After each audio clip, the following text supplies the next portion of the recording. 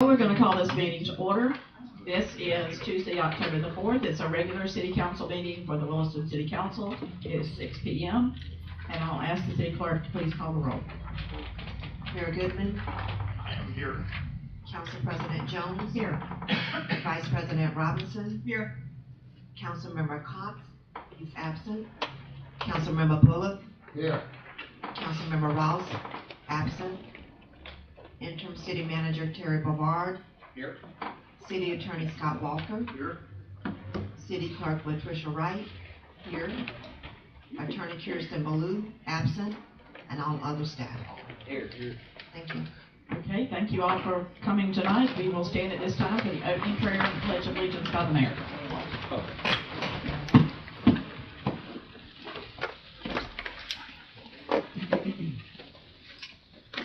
Lord, we thank you this day for the opportunity to gather together to do the business of our community. And Lord, I thank you for the people that take the time out of their life to observe and watch their government in action so that they can be better informed. And Lord, I'd just like you to plant a hedge of protection around our police officers and our fire officers. Lord, every day they risk their lives, never knowing what is coming, but they willingly go forth to serve their community. And I ask you to be with the government of the United States of America, to lead, guide, and direct as your will sees fit. I ask this in Jesus' name. Amen. Amen. I pledge Allegiance to the flag of the United States of America and to the republic for which it stands, one nation, under God, indivisible, with liberty and justice for all. Well, thank you very much. Thank you, Mayor. Okay, at this time, I'll ask if there are any additions, deletions, or changes to the agenda. Hearing none, I'll ask for a motion to accept or approval of the agenda as presented. I move that we approve the agenda. I'll second. Have a motion and a second. Is there any discussion from anyone? All in favor of the motion say aye. Aye. All opposed, same sign. Motion carries. I'll just say y'all are it tonight. We are. So we're depending on you. And just for the audience purposes, Mr. Cox is sick. He was sick last week. He's still sick today. And Mr. Ross had surgery yesterday. He's fine and at home, but he could not make it today. Item number 2 is the proclamation recognizing Disability Employment Awareness Month.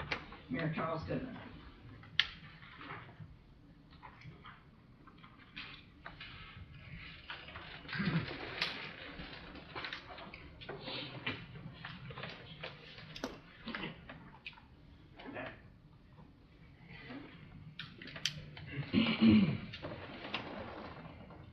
Whereas in 1988, the Congress declared the month of October as National Disability Employment Awareness Month to recognize the contributions made by individuals with disabilities. And whereas a diverse workforce creates opportunity for growth and helps toward building a stronger economy for our city. And whereas our residents with disabilities deserve the right to live independently, to enjoy self-determination, and to be treated equally in the workplace. And whereas the ABLE Trust, also known as the Florida Endowment Foundation for Vocational Rehabilitation, has worked with employers and community organizers throughout the state to enable thousands of Florida citizens with disabilities to enter the workforce. And whereas the Florida Division of Vocational Rehabilitation and the Division of Blind Services within the Department of Education assist people with disabilities so they may become employed. And whereas these organizations have an overwhelming impact on the lives of many Florida citizens with disabilities by offering services including job placement, assistance, training, support services, and job coaching.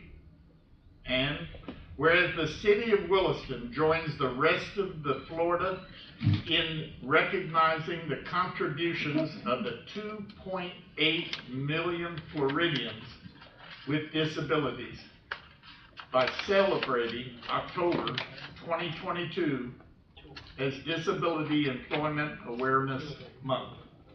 Now therefore, I, Charles Goodman, Mayor of the City of Williston, on behalf of the City Council and the citizens of our community, take great pride in recognizing October 2022 as Disability Employment Awareness Month, a month of special importance and worthy of the recognition of the citizens of the City of Williston.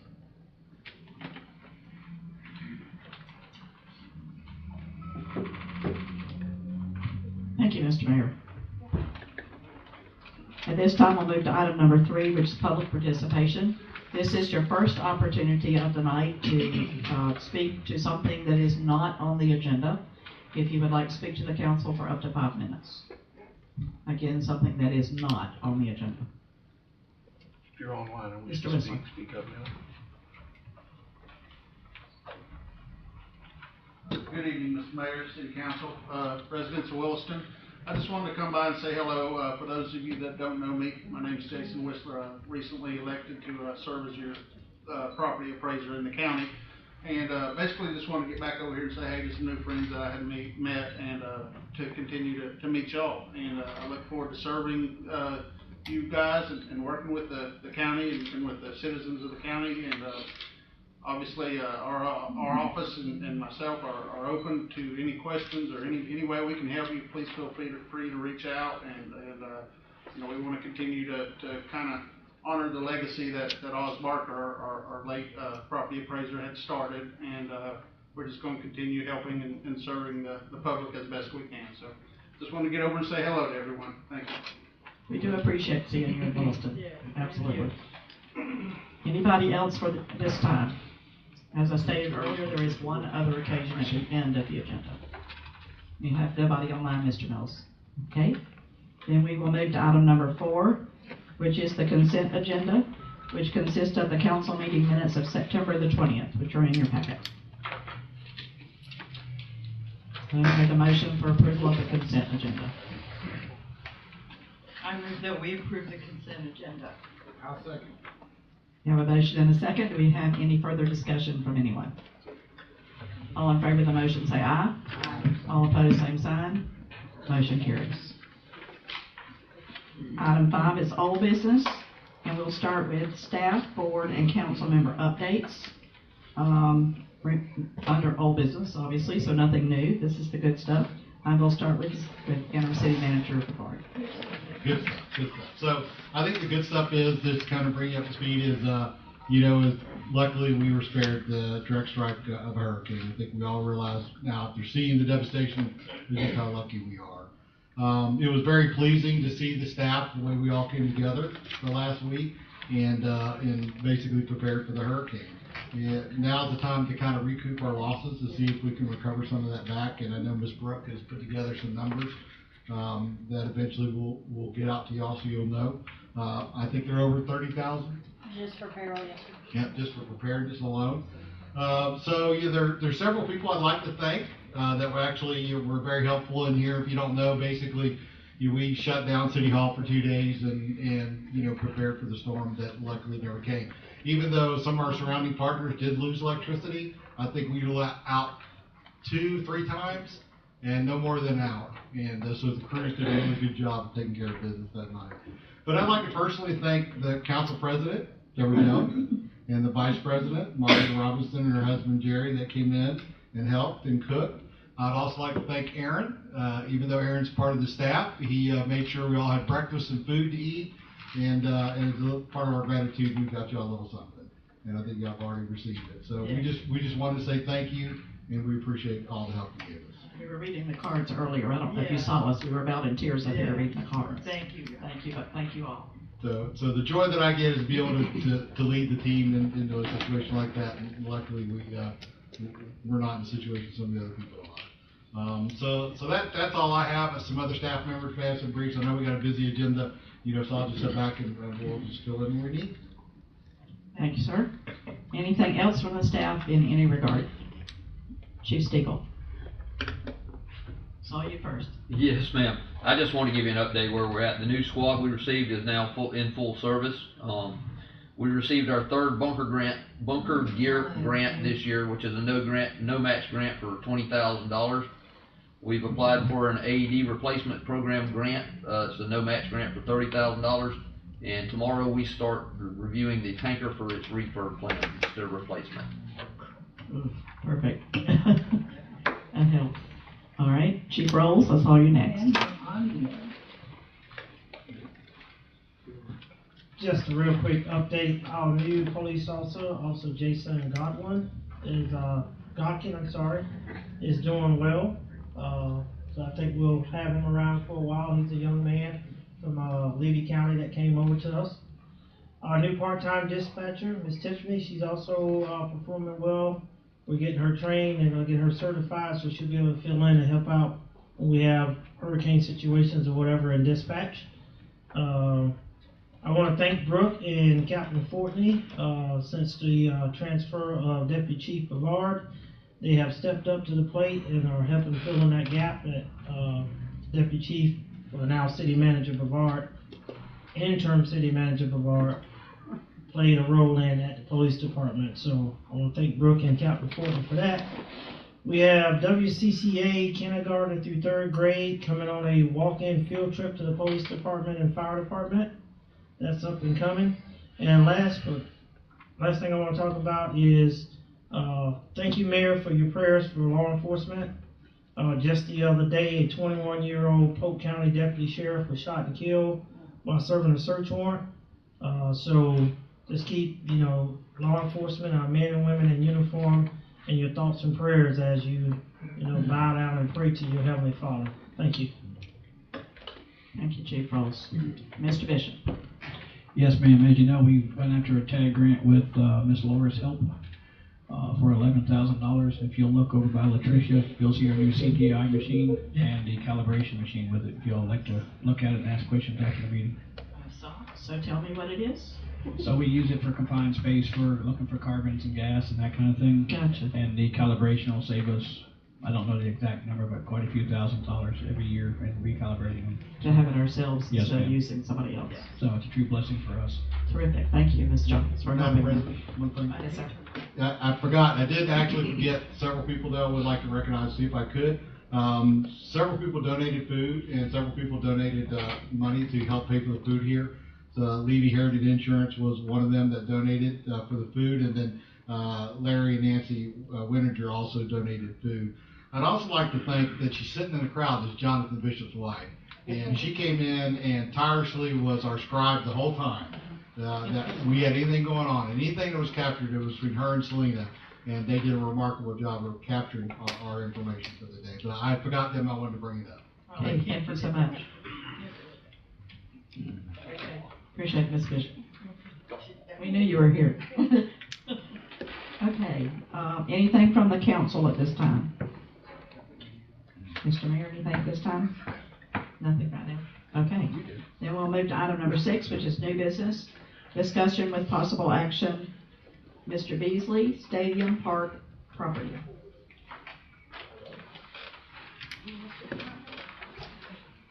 This is your agenda on pages 9 through 22.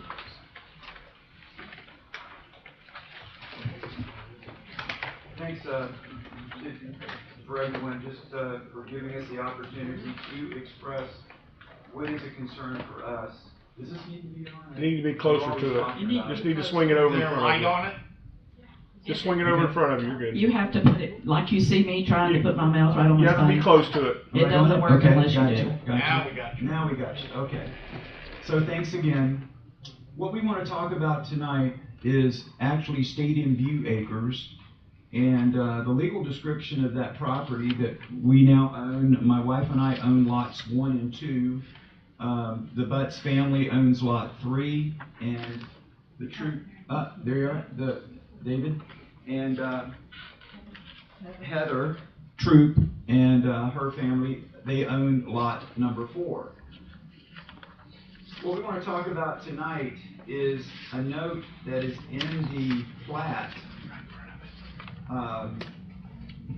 It almost has to touch your lips. Oh, okay. And Okay. it's also, as Mr. Mills has taught me, you can't talk to the side of it, you have to talk to the front of it. Right into it, okay.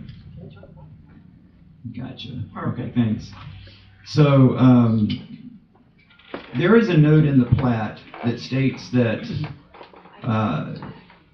once the properties are purchased and a home is to be built, the note states that the new owners, as a condition of building their home, have to, basically the way we see it is finance a sidewalk for the city of Williston on city property, on the city side of the easement of Southwest 5th Avenue. About 4 years ago, Stadium View Acres was platted, and that's when this note was put in. So what we want to talk about tonight is... Actually, it says a sidewalk must be installed, it does not say. Correct, it says a sidewalk must be installed.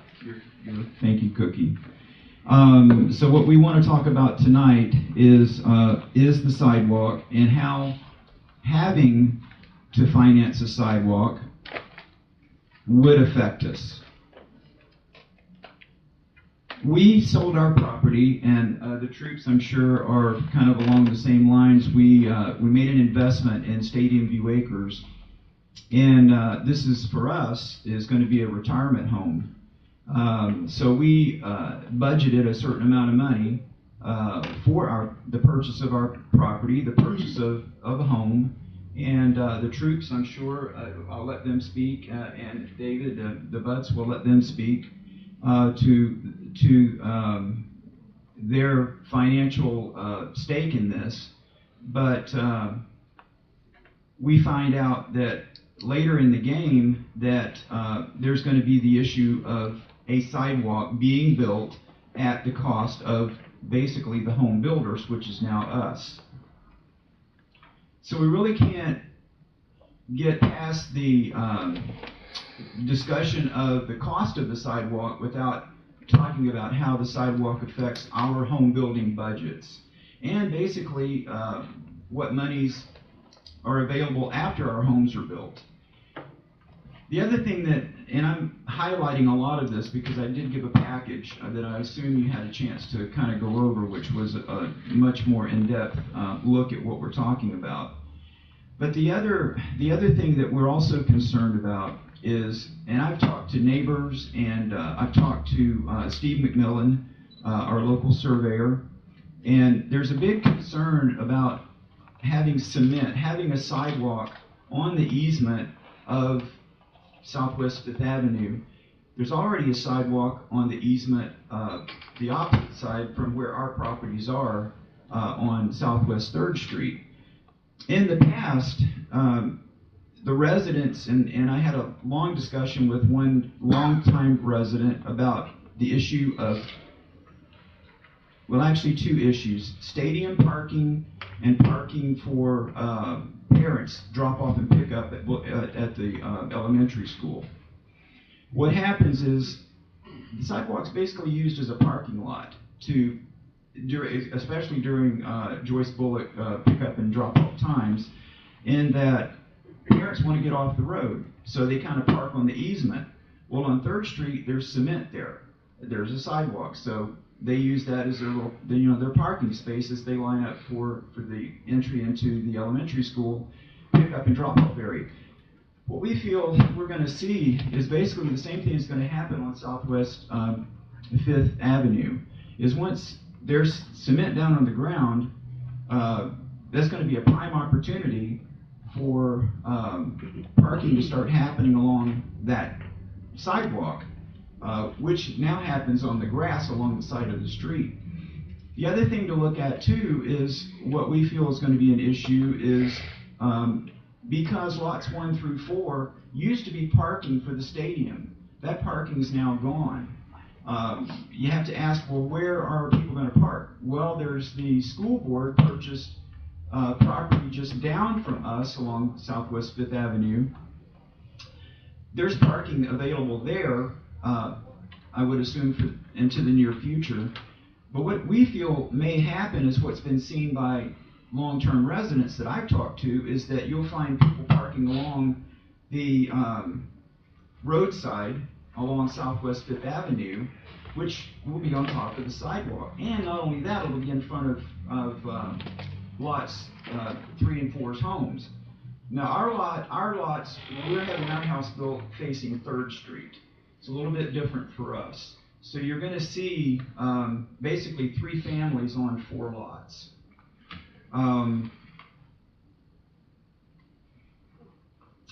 I would like to invite you guys to say something, if you would. I'm not a homeowner, but I've been here before about this, but, did you all get a packet? We do. Okay, so, one of the things for me, and I've talked to Laura about this, Laura Jones, the planner, is there've been 3 or 4, maybe 5 plats, approved by the city since then.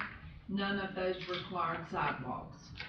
So if the city's gonna begin to require sidewalks, I think it needs to be across the board.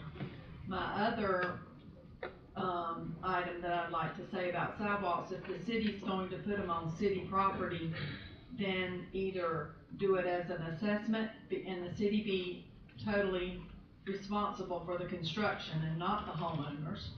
Do it as an assessment, or, I mean, it's on city property, it's not on their property. So those are kind of my 2 things. The plat, either require them or don't require them, but be consistent about sidewalks. Heather?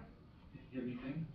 I hadn't exactly planned to speak tonight, but I also feel like the different levels of when we decide to build, if for us to get our final certificate of occupancy to move into our houses, if we all build at different times, you're gonna have very odd little patches of sidewalk if we're required to do it, versus if the city was doing it, it would all be smooth at one time. And then you also have the fact that the sidewalk doesn't exactly lead to anywhere. It's not matching up to other sidewalk, it's just kind of in front of our houses, and that would be it. So. Well, my name is David Butts. I've got lot 3, and I don't think probably any of you remember me because I've been gone too long, but I actually am from here. I graduated from high school here in '76, a long time ago. But in fact, I used to work for cows for Mr. Huber and Mr. Bullock way back in the day, back in the '70s. I was one of your local cowboys and ropers. But anyway, I went to Bible college, and I've been a pastor and missionary ever since. After school, I pastored churches for about 8 years here in Central Florida, 2 different churches. Then I went to Romania for 21 years. I planted 14 churches in Romania and started a Bible Institute over there. And for me, this is coming home, kind of my retirement. I'm pastoring a church right now in Ocala. And so we thought, well, let's go home. I still have a mother alive and 2 brothers and a sister still here. For me, the sidewalk, it seems pointless. It's from nothing to nothing. It doesn't go anywhere, it doesn't come from anywhere. It doesn't hook anything on either end. And it just seems like we've had one obstacle after another. When I bought the acre back in December, I'd hoped to be building by July and be in the house by the end of the year, and we're not even close to that. It's just one thing after another. Just last week I did the boring samples, and I was already $2,250 for that, and then to have to do a 5-foot sidewalk. It's a really big sidewalk, and it's going to be quite expensive. And so I would really like to see it taken off as far as our responsibility to have to build that sidewalk if y'all want one. So this is our general consensus as the new homeowners and soon to be new residents of Williston. And we do feel that if the city wants a sidewalk along Southwest 5th Avenue, then the city actually should be the entity to actually construct that sidewalk. Cookie was talking about the plats. Excuse me.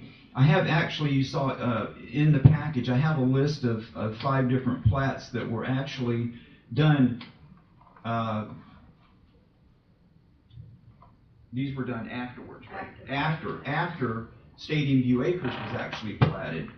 So, like Cookie was talking about, it's a sense of fairness if those were not required to have sidewalks, then why are we required to have that sidewalk issue in our plat?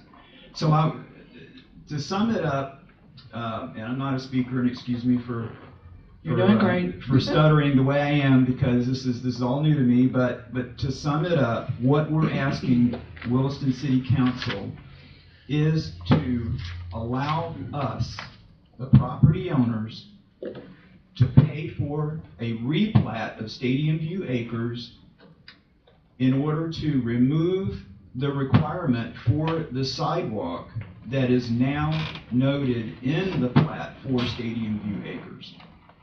Thank you. Okay, give us a minute to, I don't know if you want to sit or stand, but we're going to discuss this for a minute. I'll go to Ms. Jones first for a little history. Thank you, Ms. Jones. So I think that the only thing that they can really do, unfortunately, it's not up to the council to change requirements on a plat. So the only thing they really can do is replat it.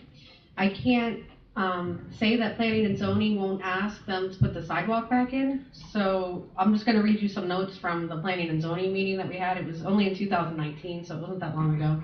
Most of us probably remember. But it says section 5629, required improvements, subsection C, sidewalk states, when it is in the opinion of the city council, it is necessary for public safety, the subdivider shall provide sidewalks on one or both sides of every street. They should not be less than 5 feet wide, and that's an ADA requirement. That's why it's in our meeting code. Now, I believe what was going on there, and maybe Mr. Fuller can help me, the other plats are kind of irrelevant. Most of those are just lot splits. Exactly. They're not subdivisions. Now, Cottage Cove North, I wish that we had all had a planner at that time, so we'd had sidewalks there, but we didn't have a planner at the time, so it didn't happen. And that's an oversight that's unfortunate. But the only real thing that they can do is replat it. So I would hope that they would come to the planning and zoning meeting and give their opinion, and so the planning and zoning can either take that requirement off or discuss it with them. Right, and that was kind of, in 2019, I may have even been on planning and zoning instead of here. I believe that I probably was with Mr. Fuller. To my recollection, and correct me if I'm wrong, both of you, it came to the planning and zoning, and we were asking the property owner, who was not you at the time, to put in the sidewalk. And because the sidewalk, we wanted it there because there's a school right there. That's what makes it totally different from all the other plots, properties that you've named. It's contiguous to not only an elementary school, but also the stadium itself. And we talked with the property owner at the time, who actually, what he did was divert it to you. Either he had to do it, or you had to do it. Somebody had to do it. And that's... It's not clear on the plat. I know it's not clear, but it's clear that somebody has to do it. It's not clear who has to do it. Wait, let me just finish the little history, if I remember. And if Albert, you don't have the same memory, let me know. I know that planning and zoning agreed to let it fall to whoever would buy the property, whoever's going to build on the property, rather than requiring the previous owner to do it, because he would have had to do the whole thing, and he didn't want to do it either. And it was totally because it was next to the school, and because the code calls for it. I agree with what Ms. Jones has said. It's not up to the city council to do anything about it. It has to go back to planning and zoning. Planning and zoning that's where it has to be reconsidered. They have to do the minor subdivision plat. And not if and when it passes there, but whatever the circumstances, it would come back to the council at that time. I have that sequence of events straight. Yes, ma'am. It would be 3 public hearings. Right. One for them, 2 for us. Yes, ma'am. Yeah. So that's what it would amount to. And if you want to do that, you're welcome to do it. It is expensive. I don't know what a minor subdivision plat cost. $500. $5,000. Okay, so I think you could build a sidewalk for less than that. No. Have you $28,000 seen to the cost $30,000. of concrete lately? Yeah. Yeah. I got a lot of it in my house. It's going sky high. If I may. Who did you get that bid from? We had our contractor take a look at it. Yeah. And that's been some time ago. That was Steve Smith. And that's been some time ago, and since then prices have continued to go up and up. Right. So I don't think it would cost $28,000 to do a sidewalk. So I mean, we're doing one right now. I don't know, can somebody give me any estimate on the sidewalk we're doing right now that's down on? So it's not the same size, but our entirety of our project, it's 2 aprons, and it's probably 100 foot of sidewalk along First Street. And so far, with half the project, we have $2,000 in it. Yeah. So you need another bid. Now, that's obviously the city has free labor. Right. But that's materials and that's concrete, so that's 50 feet of it. So, I mean, by the time we're done, it'll be anywhere between $4,000 and $6,000 A 5-foot sidewalk or 3 foot? of ADA compliant sidewalk, 5 foot wide or 3 foot wide? 5 foot wide. I think 30,000 sounds. Yeah. That's really high. Now, I would be balking at that as well. Well, I just get the sidewalk. Yeah, really.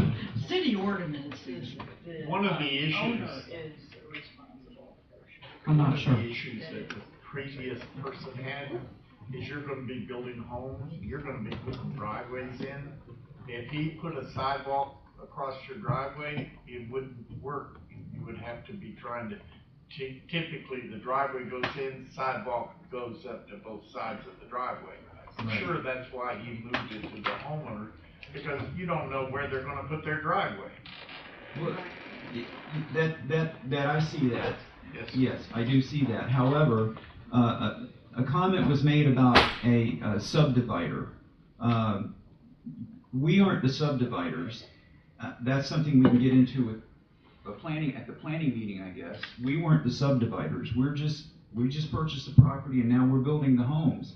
If a subdivider was supposed to build a sidewalk, then that somehow, I don't see how it can be said that the homeowners can, will be responsible for footing the bill for a city-owned sidewalk. That's one thing I'd like to say. The other thing about building the sidewalk along Southwest Fifth Avenue, being that the school is involved, I would like to say that there is, on the west end, there would be, it just drops. It just stops at the west end, at the west boundary of lot number 4. Doesn't go any further. Directly across the street on the north side of Southwest Fifth Avenue, Joyce Bullock has a fence, the entire length of our properties, of our 4 properties. No public access, fenced off, can't get in, no way in, no way out. And there again, as earlier was said, depending on who builds their home first or finishes their home first and is looking for a certificate of occupancy, you may end up with a sidewalk on lot number 4 and nothing on lot number 3 for months down the road. We're building our house facing 3rd Street. So the end of our 2 lots are going to have a fence across it. So we won't even have access to a sidewalk for use if we end up having to help pay for a sidewalk. So there's a lot of factors involved here why having the sidewalk in this case just doesn't make a lot of sense. So that we would be very happy to attend a planning meeting and discuss this further. Well, you have to discuss it with the plat. You'll discuss it with the plat. You'll bring back the plat without the sidewalk. Bring back the plat without the sidewalk. Yes, sir. Yeah. Unless you wanted to come and tell them ahead of time before you made that purchase or that investment. And talk to them. You can talk to them either on the agenda or in a public, in the beginning of the meeting. So are we saying let me just ask, are we saying, do we move forward with spending the money on a replat and have it go through the system? Or are we saying we need to further? The risk is that planning and zoning will not approve the replat. But either way, you're gonna have to do a replat. So if they do approve it, you're gonna have to do the replat. How are they can approve it ahead of time? Legally, they probably can't. They can't discuss it ahead of time and say, yeah, don't worry, bring it in, we'll be fine. You can't do that. There's a lot of reasons for it, and one of them is that we may have a new member that comes in by the time you get that plat in. Plats take a long time to get through. So. And it's $5,000 per plat. I don't know what Steve McMillan charges, but. Yeah, Steve charges $5,000 for the plat to replat Stadium 2 acres. And then they'll have. Now, is that Steve's charge or the city's charge? That's Steve's charge, and then the city has charges as well. The city charge is what I was asking about. So our charge is not $5,000. No, ma'am. Steve's replat charge. Yes. For a new survey. And before I spent that, I would go and get a couple more quotes. I would too. Yeah. I think it'd be cheaper. The city gets concrete all the time, so we'd be glad if the residents wanted to reach out, or the potential residents, to see if they could get some quotes from some of the people that we use for materials, if they're interested. Whatever you said, that quote sounds like. I've never seen anybody walking down that street. There's no foot traffic on that street. I have. So sometimes when we do planning, especially with subdivisions, yeah, we're trying to look forward 30 years in the future. We're trying to make the town better 30 years from now, not just a year from now or 6 months from now. And this was a really good area planning thought, because I read the minutes. I wasn't here at the time. They thought this was a great area to have a sidewalk, considering it was right next to that stadium. People do walk to the games. They do walk to school. And that was their opinion at the time. If there are extenuating circumstances that they should not have a sidewalk there for any reason, we could bring it back to planning. The only other thing I want to add is that on the plat, when you bought your piece of property, on the plat, the sidewalk is there. So it should have been indicated that somebody was building the sidewalk. We were not aware until later. Did you have what is that thing called? Title search? That's it, title search. Would it have picked it up? Yes, ma'am. It says on there, the titles say, maybe Mr. Walker can help me, but it says all covenants applied, but none of, I gotta be honest, who looks at that? But nobody really looks at that. We just sign the deed and. I had one more addition that he didn't speak to, football parking. They're parking on their slab. I saw that. I saw it last night. They just tore their tape down and continued. I was at another meeting and didn't go to the game, but I rode by about third quarter, and I saw them everywhere, and I knew that you had already been. Tow truck out there. Yeah, you need to be towing people. Calling a tow truck. And you may need to go to the school board meeting and talk to them about it. We thought about calling. And they go in there and spin their tires. Get on the fairground pocket, you can make a change. Yeah, because the school board can take care of that. Somebody should be able to. I hated that. I saw them there last night too, all of them, all over the whole all 4 lots. They were parking there. And they were all the way parked to Main Street. There were probably at least 1,000 cars there. Chief Rolls. They probably need to get with the school here quickly, because I think Chiefland's football game is here. I think it is. And it's not. It is. It's not. There's one here. It's the one here Friday night. I think it is. So is that parking that the school board has, is that considered adequate for football games? Normally, it is.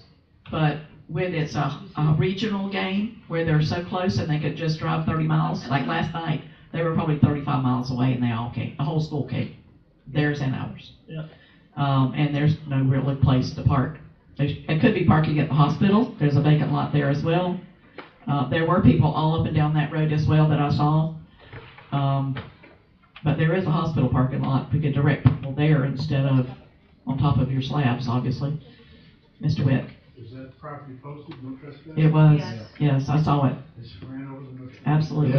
I saw them run it over, and then I saw somebody actually looking down and reading the no trespass sign, and then just walk across the street like he didn't care.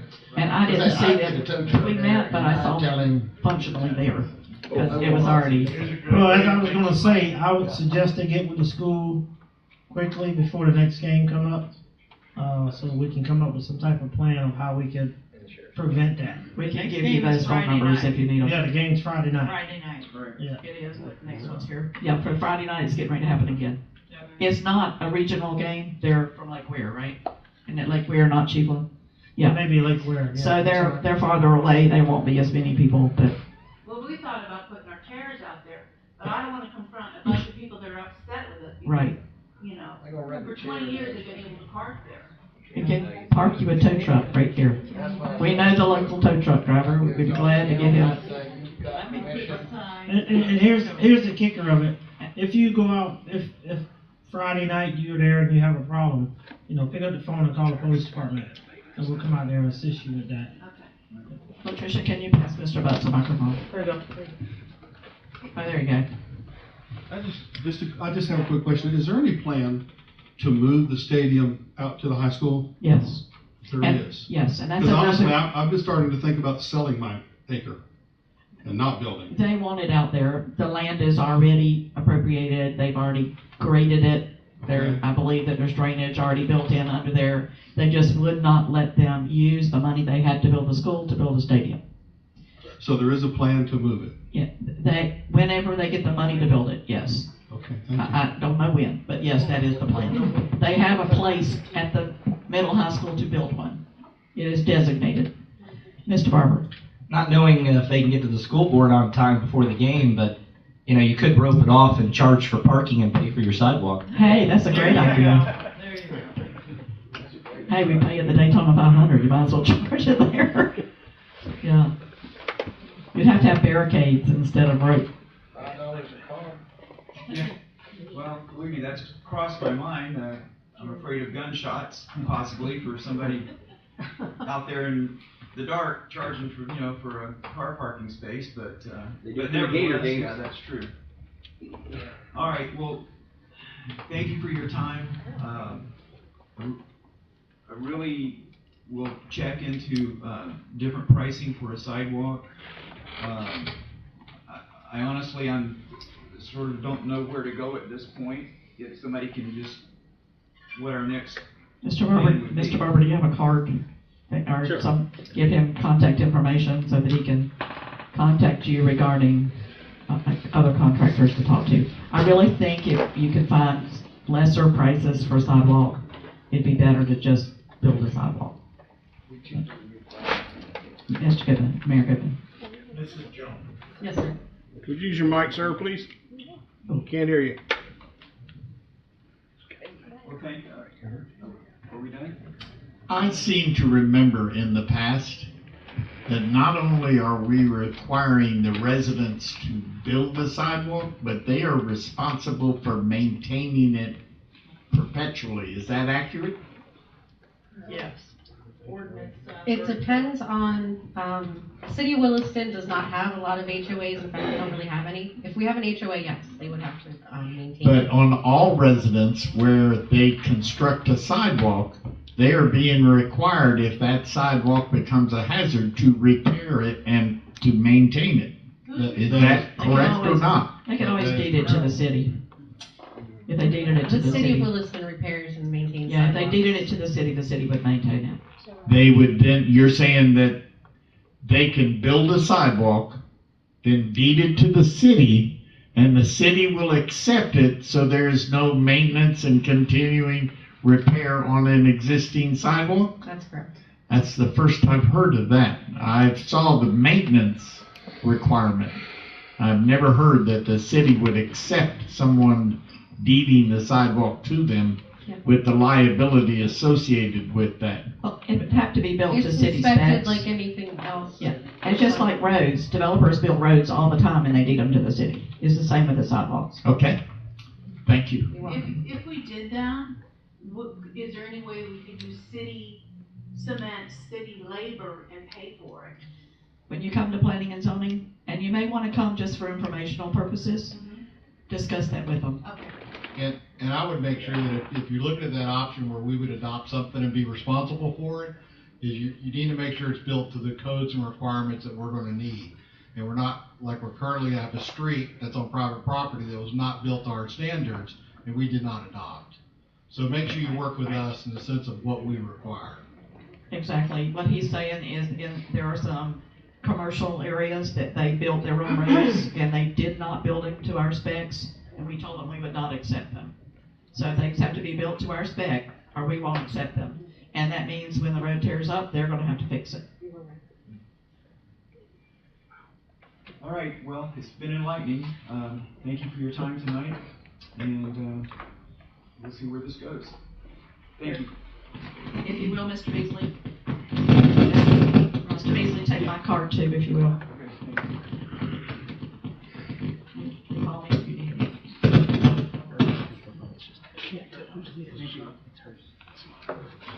Ms. Jones. Mr. Fuller, if you will, come to my thing. On the same issue, right? On the same issue. You're good. I had a question in my mind. I remember when we passed on that, the sidewalk being built, but it was my understanding that it was going to be built by the subdivider.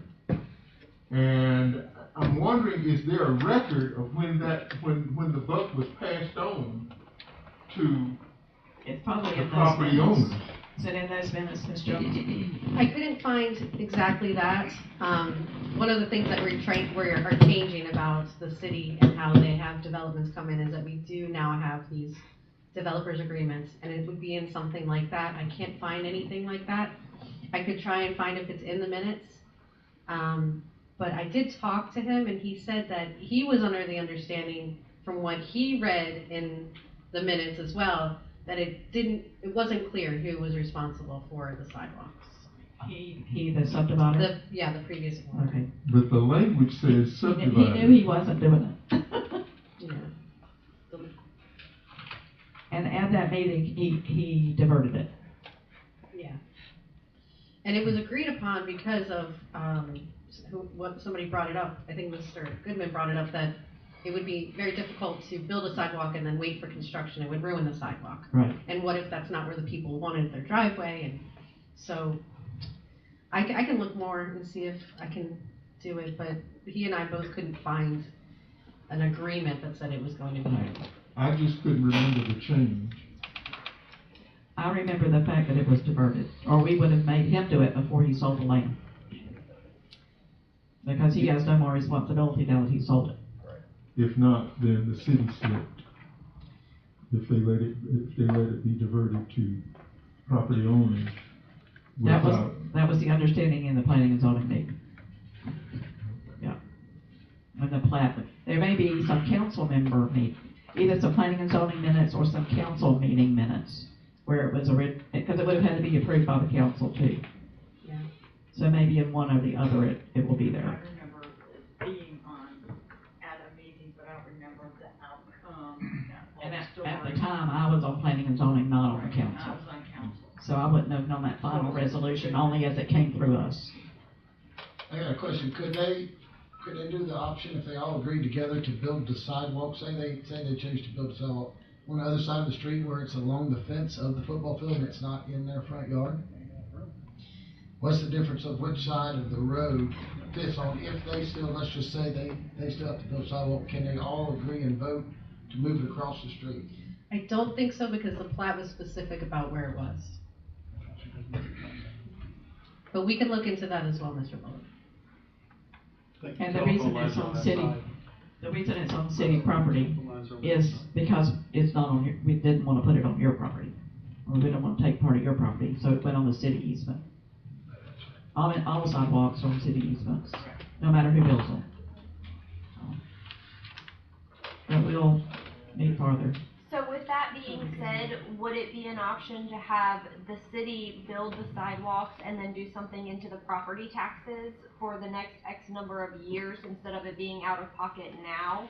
Or some kind of, once the homes are built, then we come back and we can get the certificate of occupancy to move forward once our houses are built, and then do something to where we pay it with taxes for future years. You still get paid, you get your sidewalk, everybody's kind of happy. Yeah, I'm looking at the attorney. I don't know that we have any provision to assess for a sidewalk. What would we have to do to assess the cost of a sidewalk? Mr. Whistler, you may have expertise in that. Well, I'm not looking at you. If the sidewalk is on city property, we will not appraise it as an improvement on the property, so it would not be included in their appraisal for tax purposes. So I know we can't do it as a tax. I feel certain that we can't do it as a tax. I don't know that we can do it as any other. An assessment. I don't believe an assessment, Madam President, I don't believe an assessment would be acceptable, but I think we could probably work out some sort of an agreement with the property owners. Perhaps that could be done. Again, the problem that you have is having something that is enforceable down the road, and the city's then in a position where they have to sue a homeowner if something doesn't get paid. These fine folks may not be the people that would be owners if it's an agreement down the road. So we're entering into something that would be perhaps problematic as enforcement would be concerned. The other problem that we have, I don't want to add to the woes for the property owners, but under Chapter 177 of the Florida statutes, you have to have a title opinion showing certifying who the owner of the property is at the time of replat, in addition to any mortgages that exist against the property. That has to come in with the application. So it sounds as though they've got an estimate of what the surveyor would require to create the replat. You've got the application fee, I don't know what that is, but that's added to that number, and then you have to have a title opinion that comes in with the application. So the expense of a replat and the plat itself specifically says before there is issuance of a certificate of occupancy, you have to put in the sidewalk. So you've got all of this requirement in advance of this. It seems to me the cost of the sidewalk really needs to be looked at before these folks jump off and incur all of this expense in order to put it in motion. And there's no guarantees once you get to P&Z that you'll get the replat. That's the other problem. Yeah. Even after you've paid all that, they may still say no. Which would still come back to us for final approval one way or the other. I agree that we need further discussion, probably not at this meeting, maybe with city staff and Ms. Jones, to see what we can do before we take it to planning and zoning, before you take it to planning and zoning. Maybe we can get a little farther. And I don't know, Ms. Jones, is there any reason they can't begin construction? No, ma'am, we're accepting permits from them. Okay. And they can go ahead and start construction. It's just at the very end, they won't be able to get a CO until this is resolved. Okay. And let me ask one more question that kind of makes it a little more, and I'm sure they thought of it, but the bell just came on for me. As Mr. Bullock was saying, they may all build at a different time and be through at a different time and be ready to occupy at a different time. Yes, ma'am. And as he said, and as the mayor also said, you really don't need to do the sidewalk till you're all through. Until you know where the driveways are. At least the driveway. Right. So is there a way to give them, and so shoot me if I'm wrong, is there a way to give them a temporary certificate of occupancy so the first one through could occupy their home, the next one could occupy their home, the next one, until all of them are through, and then they can finish the sidewalk and then get their final certificate of occupancy? Is that? I would have to verify that. A lot has to be done, not all of them. Right, I agree with that. That's true. So if there's no. But if we wanted to do it all at once, is what I'm saying. It matches or not. I would have to get approval from the building official. Right. Might be cheaper though to get a contractor to do all of it at one time. I'm sure it The would. only thing is with the temporary I'm sure it sale, would. That's why I brought it up. or you can occupy a house. Yeah, if I they think could a get a temporary temporary CO CO. is usually if you have a business and you need to start training, but Okay. you're not gonna be bringing people Not in. for a house itself. I'm not sure, I have to, you know. Okay, so we can look at it and figure it out. All right, we'll talk about it later. I promise, don't forget. All right, so we're gonna move then, we're gonna open our first public hearing. Madam President, this is a quasi-judicial. It is? It is a quasi-judicial. Yes, ma'am. Now you're telling me. I'm not gonna get paperwork out. Special paperwork for that.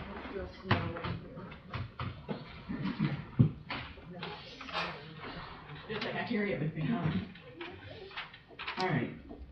We will open our first quasi-judicial public hearing with item 6B, which is the first reading of ordinance 2022-702, an ordinance of the City of Williston, Florida, amending the official zoning map of the City of Williston, Florida, pursuant to application RZ 202204 for Ace Hardware, parcel 05533000000, submitted by the property owner and under the amendment procedures established in Chapter 166 Florida statutes, changing the zoning classification to the following described property, on the following described property, from the residential duplex to commercial intensive on certain lands within the corporate limits of the City of Williston, Florida, providing severability, providing for an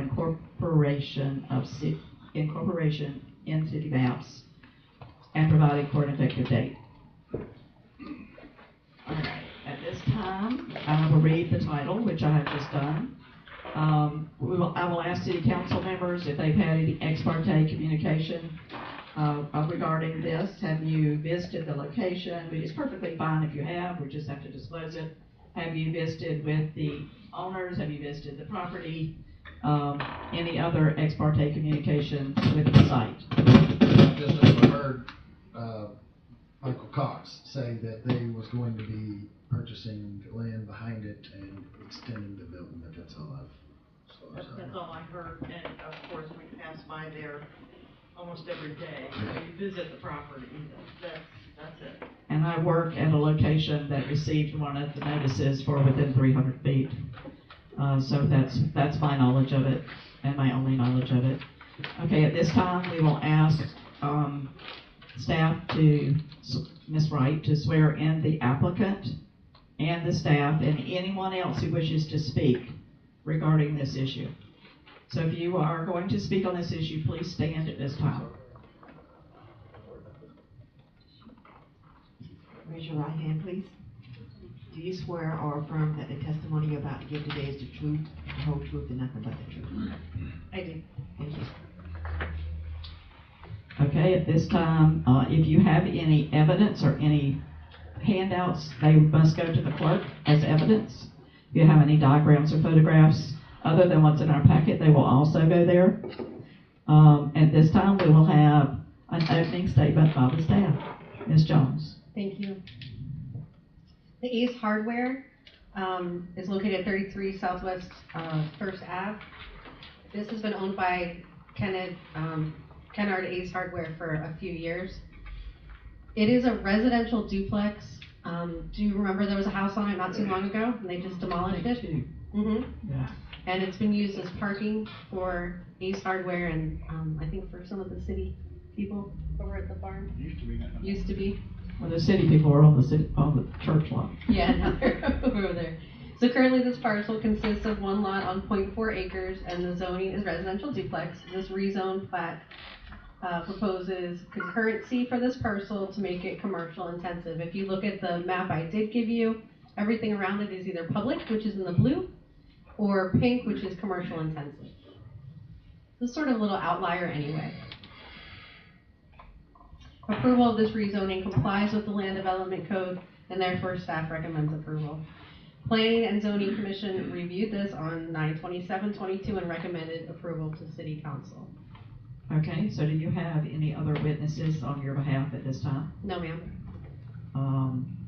At this time, I will ask the applicant if they have any statement they would like to make. If not, we would ask the public if they have anything they would like to add. This is a public hearing, so if you have any comments to make on this particular issue, this is your chance.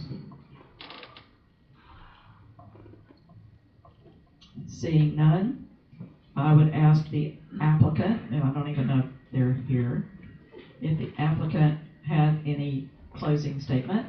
If not, I'll ask for a closing statement by the staff. Laura, anything else to add? No, ma'am. Okay, so at this time, it's time for the council to discuss. You have anything you would like to say or add? To me, even if you, right now it's residential, if you leave it residential, nobody's gonna probably wanna live in a little circle around that anyway, right? The way I see it. I don't have any problems. Any other comments? Any questions for staff? If not, I'll entertain a motion for the first reading of ordinance 2022-702. I'll make a motion to approve the first reading of the ordinance 2022-702. I'll second. I have a motion and a second. Do I have any other discussion from anyone? All in favor of the motion say aye. Aye. All opposed, same sign. Motion carries. Thank you, council. Thank you. Okay, this one also is a quasi-judicial public hearing. I must read the title again. First reading of ordinance 2022-703, an ordinance of the City of Williston, Florida, amending the future land use map of the City of Williston's comprehensive plan pursuant to an application of Covington FPC LLC for 47.9 plus or minus acres, identified as numerous parcels, attached as Exhibit Number A on the official record of Levy County Property Appraiser under the amended procedures established in Chapter 163, Florida statutes, changing the future land use classification from commercial to mixed use on certain lands within the corporate limits of the City of Williston, Florida. Described herein, providing severability, providing for incorporation on city maps, and providing for an effective date. Again, I will ask the council members if they've had any ex parte communications, meaning visiting the site or speaking with any of the current owners or next owners. I believe I have. I had lunch with the people that coming up with a plan of what they wanted to draw up. Me and one of the commissioners and 2 or 3 of them. Okay, I will say also that I met with the former city manager in her office with 2 of the engineers for this project. So I have knowledge of the project in that way. I did too. You did too? Yes. All right. Anybody else? All right, at this time, we will, if you intend to speak to this at all, in any way, fashion, on either side, please stand at this time to be sworn in.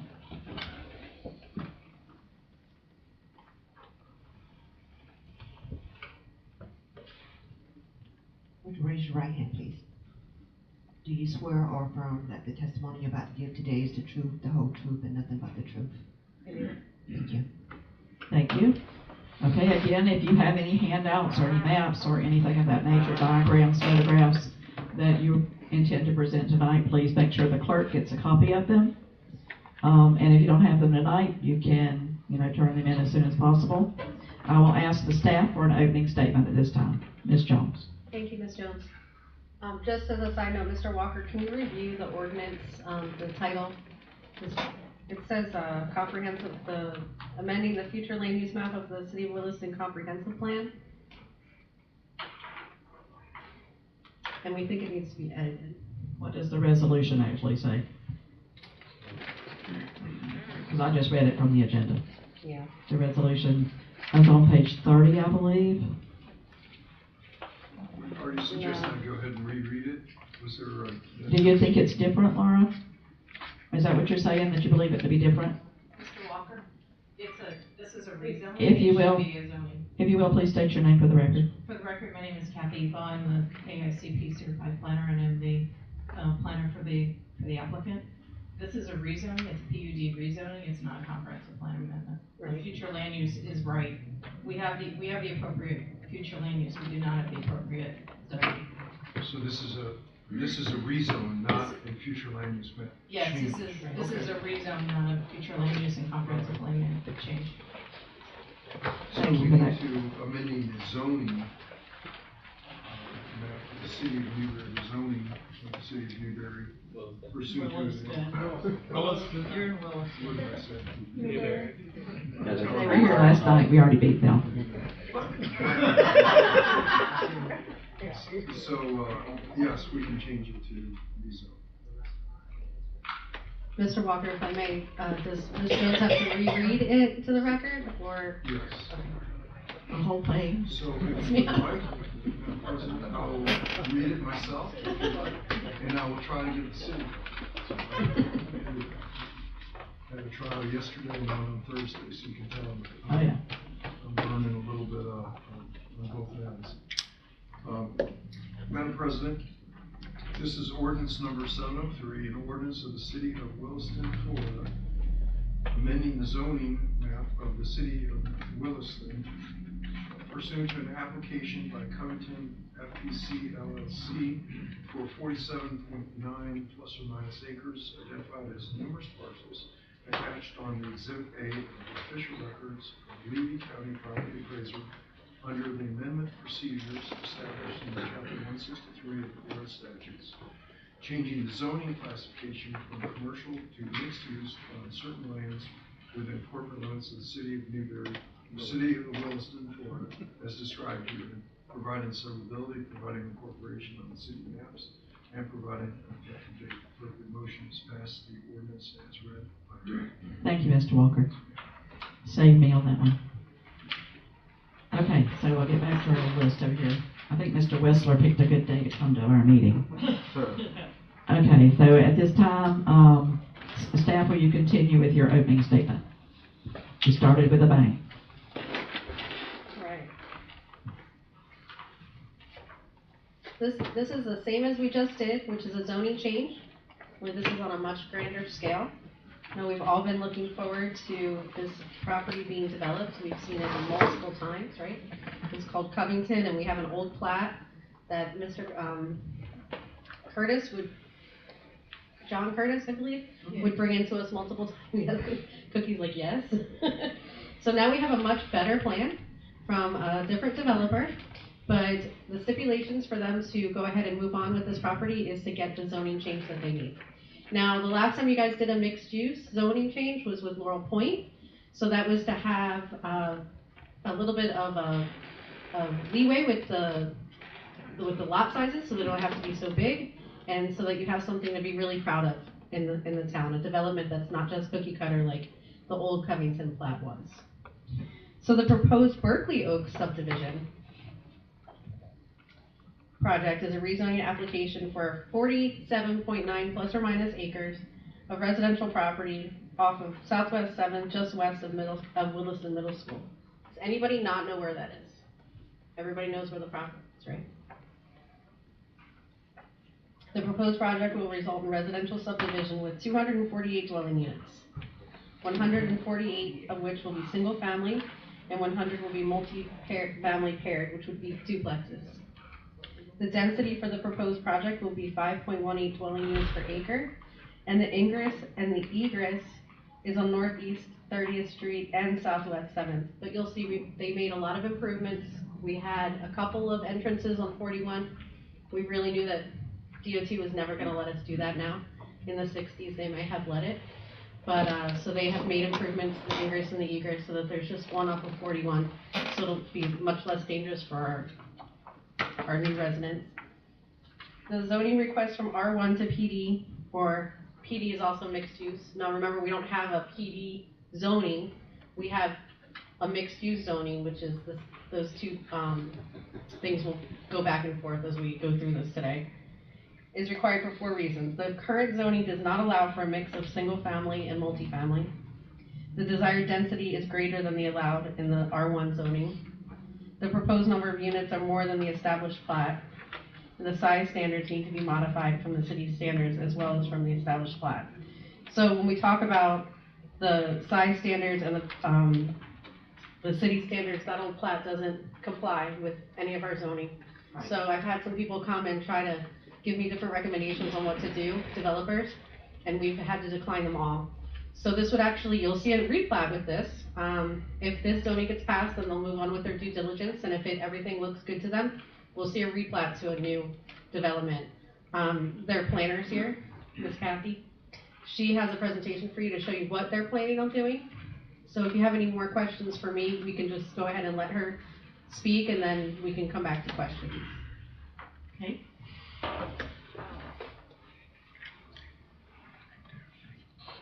Good evening. Again, for the record, my name is Kathy Eva. I'm an ARCP certified planner, and I am the planner for the applicant. We're very pleased to be here this evening. This is we think, a good improvement for this project. We've worked very closely with staff on their concerns on the project. And hopefully, through this evening, you're going to see how we've been able to make improvements. If you want to go to the project outline page, the first black one. Patricia, click on the first black slide. It is locked.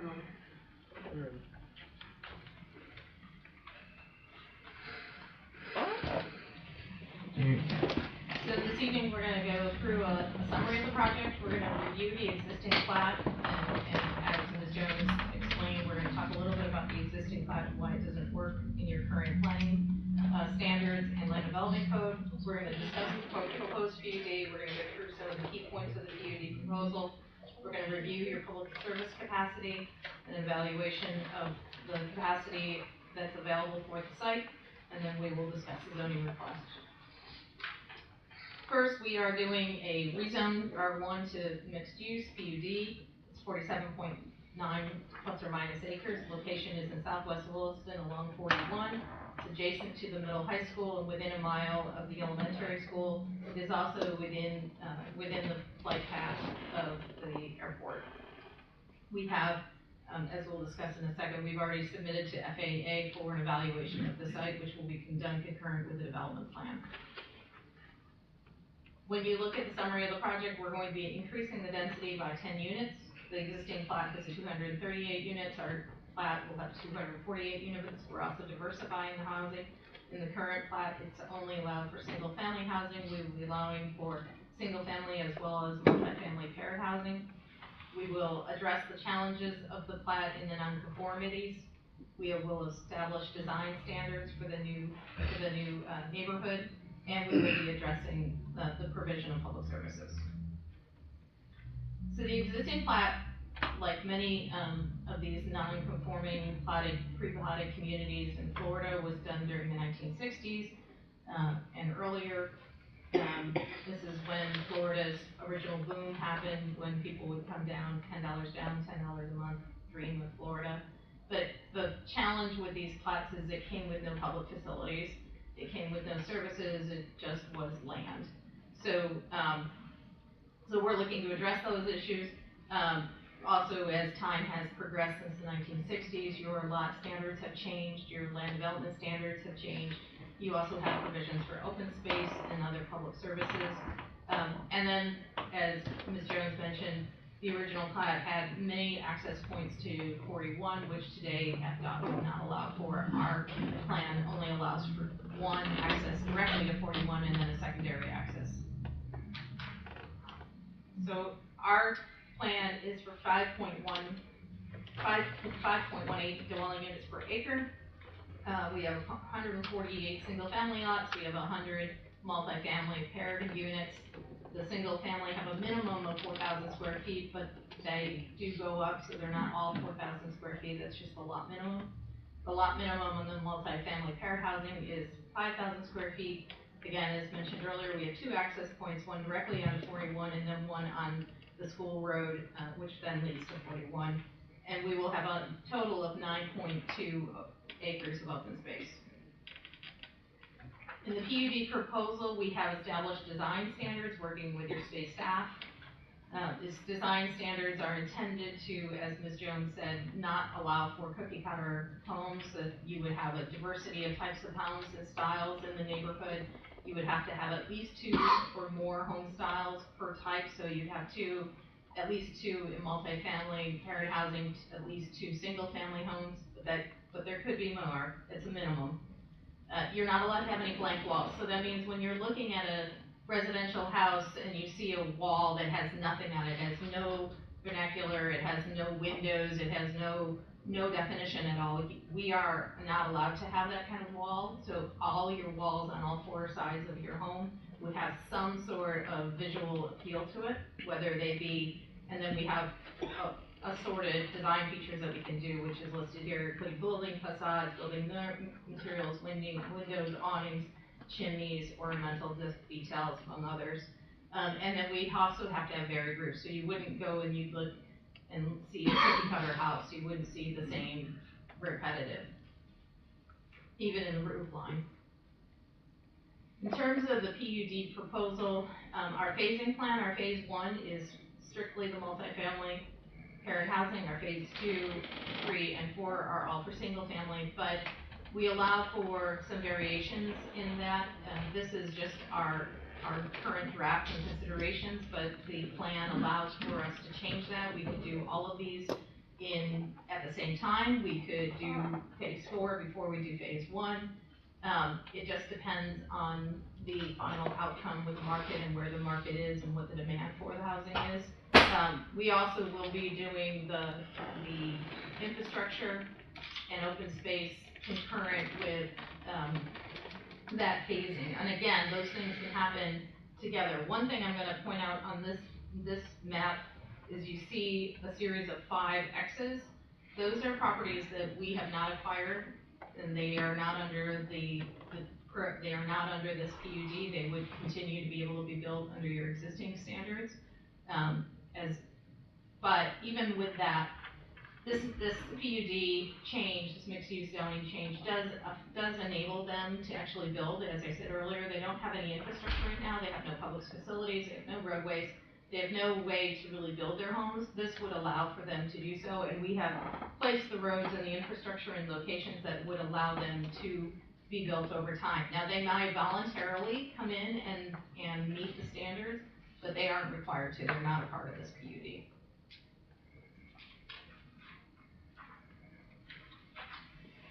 I'm going to stop you for just a second, and I'm going to put my planning hat on just as a general planner and talk a little bit about public services and level service standards. Your comprehensive plan establishes and adopts level service standards. That's a requirement of the state comprehensive planning codes that all local jurisdictions, as part of their comprehensive plan, establish level service standards for public facilities, and this is to ensure that growth and public services are done commensurate together or concurrent together, that there's adequate public facilities for the growth that you're experiencing. So as part of the evaluation of a rezoning, we have to look at your existing public service capacity and whether or not we would cause your level of service capacity to exceed your level of service standard. And when I say a level of service standard, I mean a level of service standard is a quantification of your capacity, so how much capacity you have, and each of your level of service standards, each of your public facilities have a different measurement, so I'm just going to quickly go through them. The transportation is a measurement of congestion. It starts at a level A, that means your traffic is free-flowing, there's nobody on the roads, you can always go where you want to without traffic. Your worst is a level F, which means you're always in congestion, it's always blocked, you never get where you're looking to go without having to deal with a lot of traffic. So A to F, and then C is kind of in the middle. Most level of service standards in most jurisdictions are either a C or a D. Yours is a C. You also have in transportation measurement of facility space. Some jurisdictions do these, some do not. Yours is only a level of service based on vehicular traffic, but some will also have level service standards for space for pedestrian walkways or for multimodal paths or for bikeways, to name a few. Potable water is a level service standard that evaluates the amount of public water supply that's available, and whether that is the public facility or whether it's aquifers. It just depends on the jurisdiction. Sanitary sewer is similarly available treatment capacity. for sanitary sewer facilities. Solid waste is an available of disposal capacity. How much space do you have in your public dump? Drainage is the amount of capacity in a storm event. We learned a lot about that last week, unfortunately for those in Southwest Florida. They recognize the importance of being able to hold water capacity when you have a storm event, and it's dealing with both storm surges or rain event. Usually it deals with a number of years of the significance of a storm, either 25 or 100-year storm event.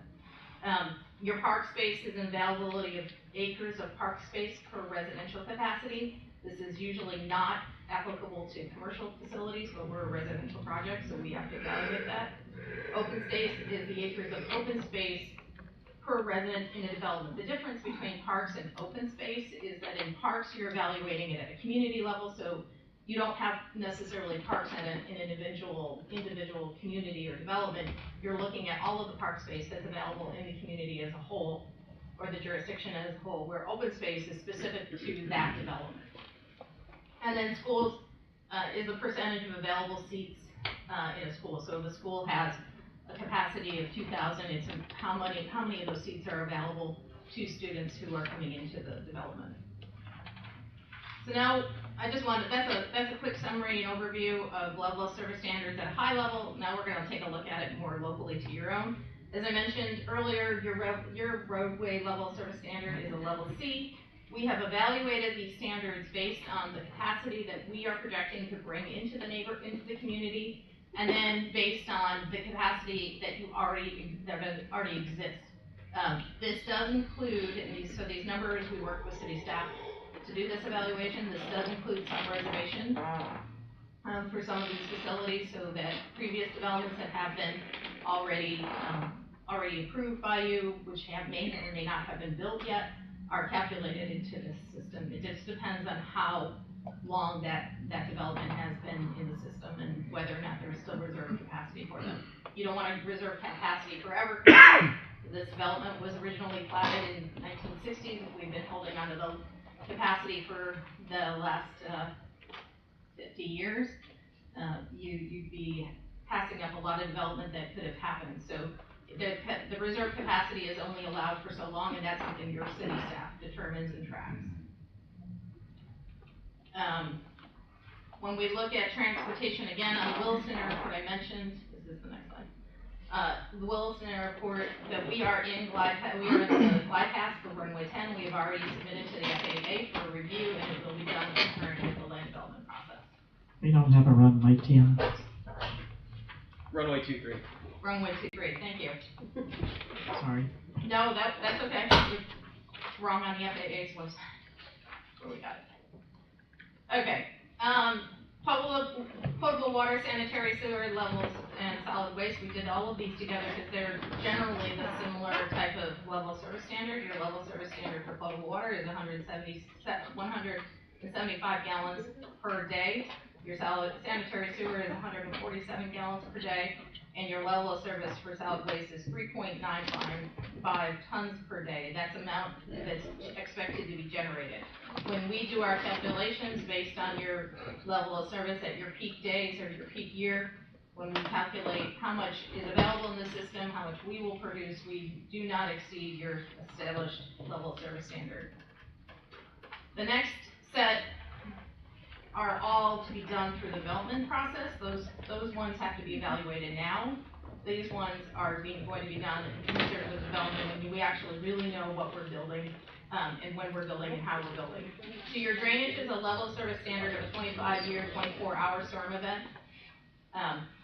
Your recreation is 10 acres per 1,000 people. Your open space is 10 acres per 1,000 people. Again, even though it sounds like it's the same standard, it's not, because at the park level you're evaluating it citywide. At the open space level, you're only evaluating it at the neighborhood level. And then schools, your level of service is 100% of usable available seats. So again, as an example, if your elementary school has a capacity for 1,000 student stations, it's that 1,000 student stations is used. Anything over that would require an evaluation with the school board to produce and allow for new seats. So based based on what we've discussed, that this project is compatible with your comprehensive plan, it's consistent with the surrounding land uses, and it's concurrent with your public services, we respectfully request that you approve this project in the first reading and that you move to the second reading. If you have any questions, I'm happy to answer them. Thank you. Thank you, and we have moved on our little list here, through the staff and through the applicant. I will ask either one if they have any witnesses that they would like to bring forth other than what they've just stated. If not, I will move to the public. This is an open public hearing. I will ask anyone in this audience, I did see a few other people stand up, who may want to speak to this project. Yes, ma'am. Latricia, would you mind going to the slide that had the airport's glide path in it? It was a couple slides back. So, council, if you would look at this real quick. That green area is the direct glide path for runway 23. And from the end of the runway to the yellow border that you see there is less than half a mile, or around about half a mile. And we are already dealing with one person that's in very close proximity to the airport that has filed a complaint against the city. How much more would we be facing if we had 240 houses placed right on the end of the primary runway? And I believe I had a conversation with Laura earlier this year dealing with a code that prevented dense population being put on the end of a runway just in case there was an emergency or in-flight emergency or some sort of catastrophic event that happened in flight and the flight were to crash in this development. And that ordinance or that code was put into place to mitigate risk and damage. So I'm not sure how we could go forward with this on just those terms. And I know, we already had one developer issue tonight where we had, a sidewalk that was pushed on to the customers. And now we're having, I see it happening. We're going to have complaint after complaint after complaint about jets flying in and over these areas, and it's just not. It's not going to be good for the city of Williston. It's not going to be good for the airport, and by in turn would not be good for the region. That's all I have to say. I would comment too that this subdivision was replatted. I don't know if it was completely replatted, but I'm sure it was in the early 2010 maybe, 2010, 2012 maybe, and that this subject was brought up at that time as well. It was originally platted maybe in 1960. I didn't realize that in the 60s, but when Mr. Help me with his name again. Curtis, thank you. When he came and did it, he was the one who pushed the mixed use, the planned unit development together, and made it very compact. I will say even that the planning and zoning turned it down because we didn't have a planning and development at the time. Right, so he did bring in a replat, but it was never approved. Did you say that again? His plat was never approved. It was approved.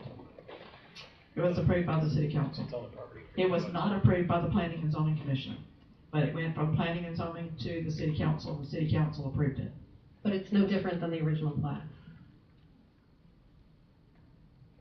The lot sizes are the same. Maybe conditions of it have changed. Yeah, there's nothing. I'm not really sure about that. I did not believe so at the time, but whatever the case may be, it was very compact, and we raised concerns about the flight path, the glide path of the airport at that time as well.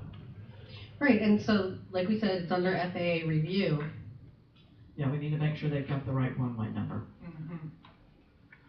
And it's very possible you're looking at runway or Williston, North Dakota.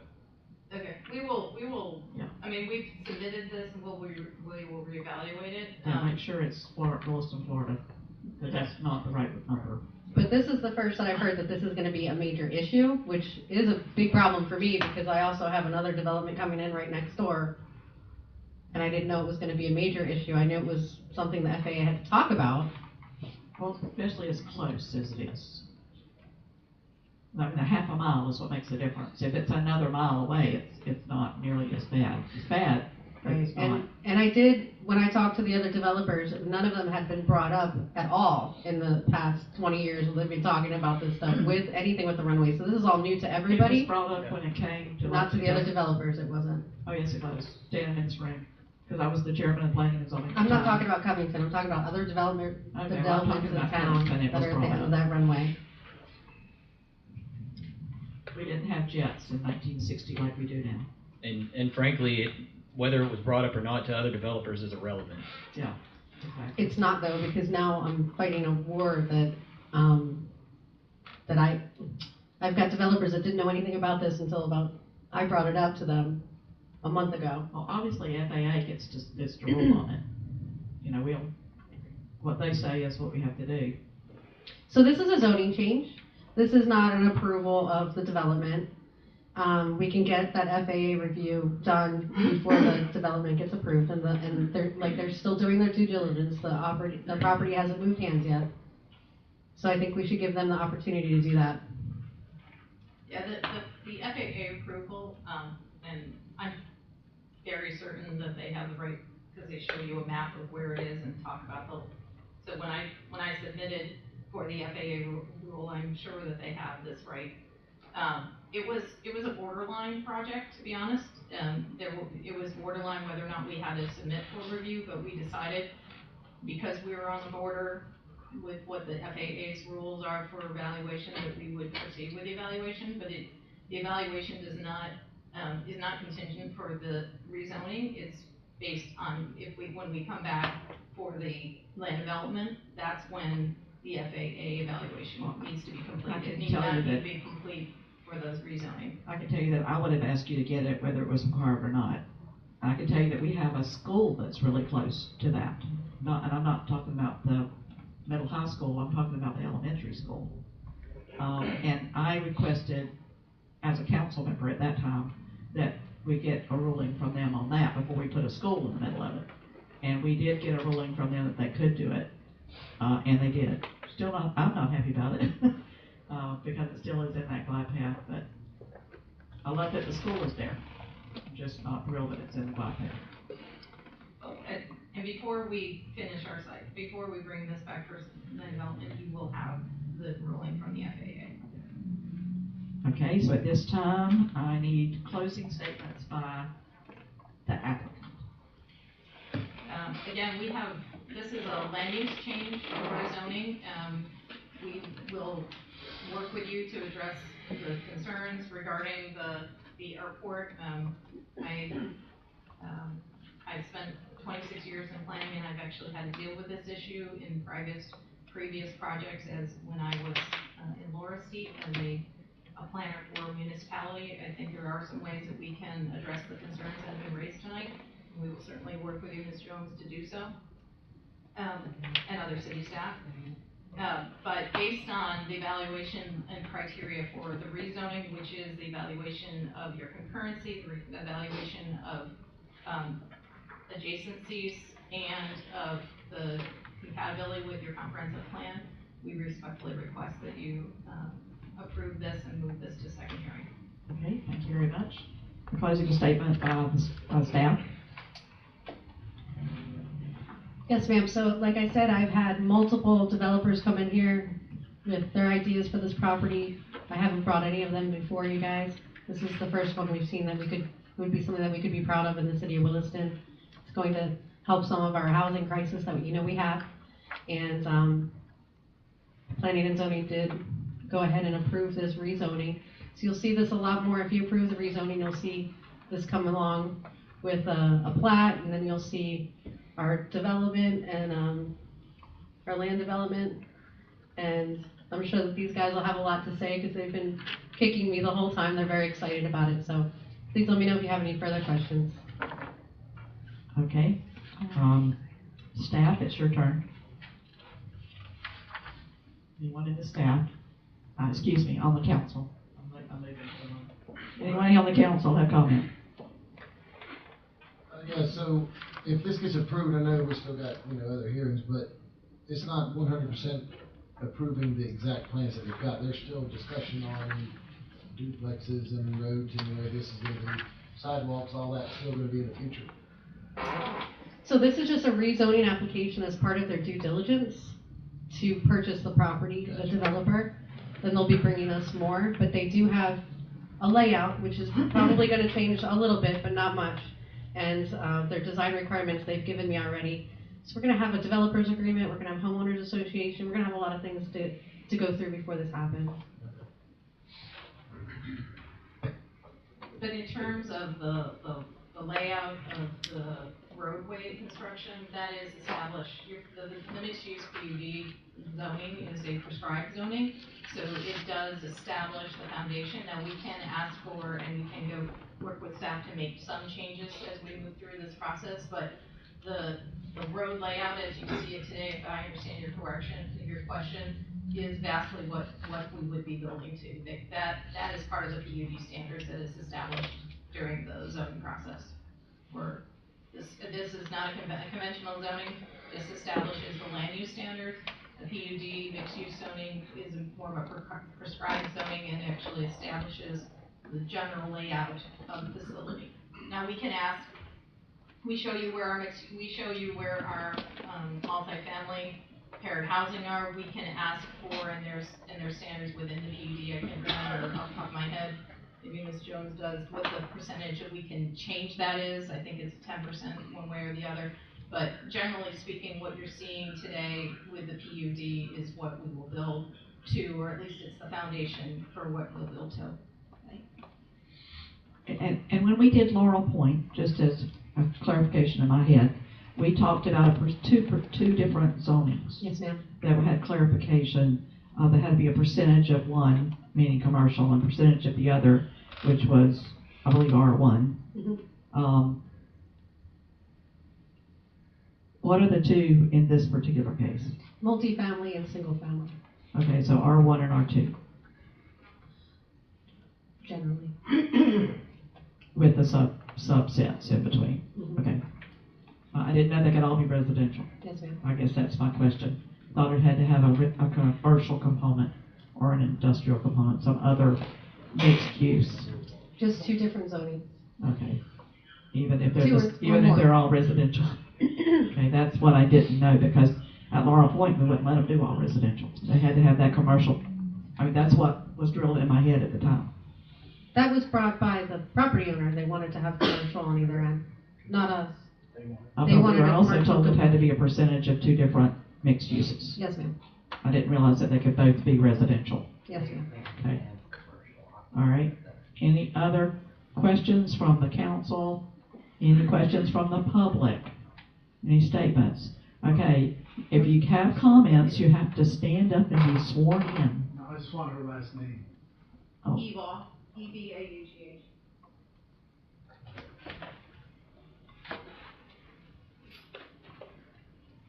Patricia, if you will swear her in. Do you swear or affirm that the testimony you're about to give today is the truth, the whole truth, and nothing but the truth? Yes. I just have a question. So, let's pretend that they don't buy. The deed never transfers, the sale never transfers. What happens to the zoning? That's just a If it general gets question. changed, it stays changed. So if a future property owner wanted a Right. house, they'd have to go back and reapply. Well, it would still be residential, but you couldn't go in there pretty much and do it by yourself, because it's a whole development. This is just a matter across the board if this happens. I guess always Mr. wonder Curtis what could this sell hangout individual lots zoning- if he yeah, wanted to. If it doesn't ever happen, what happens to the zoning? Stays the So same. And it's- let me say too that what came to us as Covington from Mr. Curtis was horrible. What this is much improved. It's a much better project. It's not that I'm against it. I just want to be careful. I want to make sure. We may even have to put not a deed restriction, but some note on the deed that there's an airport within a certain number of miles. That's my concern. Just so whoever buys it knows it's there. That's the only caveat I may want to have on it. So if I, that is similar to when I was a planner for the city of Venice. We had a similar, very, very similar incident where we had a airport that was, or a new subdivision that was coming in even closer to the end of the, and that's what, as part of their closing documents, everyone was required to sign a statement that recognized that they were at the end of the runway. And then they at least have knowledge. That would make me feel better about it. Me too. I really would. Because I don't want another love letter from some. Mr. Steele. That's not gonna stop complaints. I know. That's No, it gonna, won't. the way people digitally sign things now, they're gonna hit sign here, sign here, sign here, sign here. They're not gonna read any of that, and then they're gonna sue us. Well, then. At least they signed it. Yeah. Anybody else have questions? Well, about the sidewalk thing, and I don't know, this might not be the right time, but. They're in there, believe me. Well, I know, but I told them at the meeting I had that I would like to see them have to extend that sidewalk, all the way to that school road where kids coming out of that subdivision, because I don't like the idea of a gate coming into the school to come out on. Yeah, I don't think they'll let it go into the school. Right, I don't think you legally I don't can, think they will so. let it. I was just saying, I would like to see, especially golf carts come into Williston, that could, There you ride go. their golf cart all the way down to the actual road. Love it. That's what I was. I got their kid off on I'd like to see the sidewalk extend all the way to that corner of the school property, basically, on the far west. Ms. Jones, did you make that note? I have golf cart lanes. Yeah, golf cart lanes, there you go. All right, any other questions before we move, to a motion? All right, remember this is first reading. Hopefully we'll have two other council members who will be here to consider it with us at the next meeting. This is first reading of ordinance 2022-703. Do I have a motion?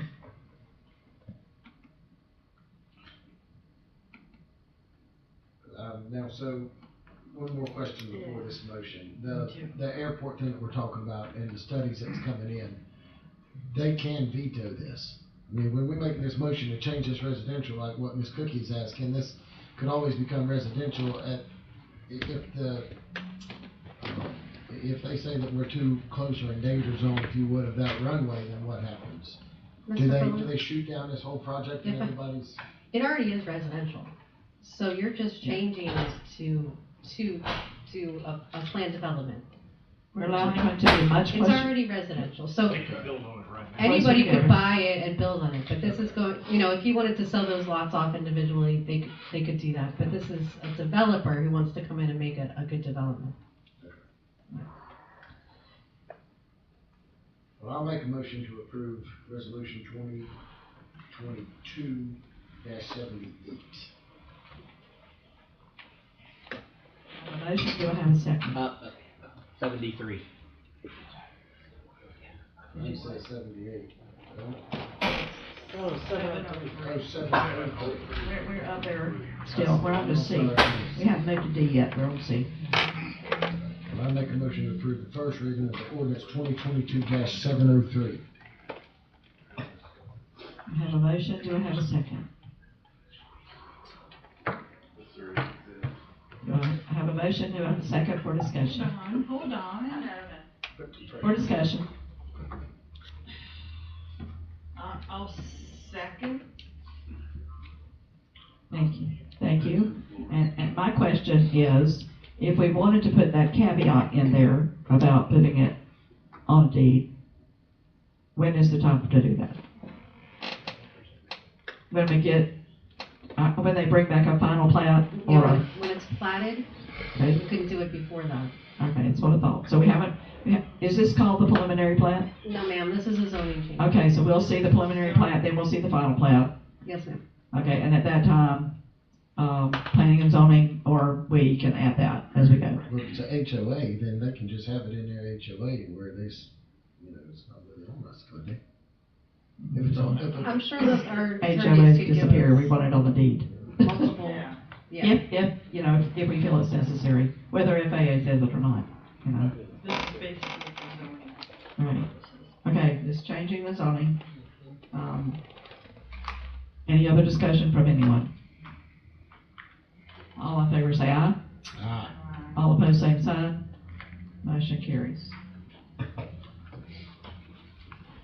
Okay, we're closing the quasi-judicial. A resolution of the City Council of the City of Williston, Florida, approving the professional services agreement between the City of Williston and Safe Built LLC for building inspection services, authorizing the appropriate parties to sign any documents required to execute such agreement on behalf of the City of Williston and providing an effective date. And let me just say there's something different in these next 2 or 3 resolutions. I'm not really sure. I don't know if y'all read them word for word like I did, and I'm looking at Latricia like she's, the resolutions in the body of the resolution, but I think it's the next 3 resolutions, all say that they will be signed by the city manager and the city of the council president. I think it's supposed to be the city clerk and the city manager, and the council president. Because the space on the resolution has the city clerk, not the city manager. And we've never had the city manager sign a document like this. So that I would just bring that up on the next 3 resolutions. I don't know who wrote the resolution, but maybe it was for a city that was different than ours. This one has to do with the building official, and it's the contract for the building official. Anybody back there want to comment on that? I think I'm losing the staff. You're losing the staff? Yeah, I don't think they find planning as exciting as you and I do with Joan. So Safe Built Florida LLC provides the City of Williston with building official services currently. Their contract expired this year and the city extended a request for proposals as per our procurement policy. We had a yearly update for 3 years and it ran out. Ms. Ballou asked me to go ahead and RFP it. Safe Built was the only corporation that responded. The prices hadn't changed any. The percentages were the same. The only thing that changed was emergency rates, which went up by just a few dollars. So we went ahead and approved it. And we'd like you to approve Resolution 2022-78 so we can enter a new contract with them. Okay, this is on page 95 through 110. Can you find that section right there? Whereas the city manager and the city council president are authorized parties to execute the documents. And when you go to the bottom, it has a place for the city clerk and the president. And right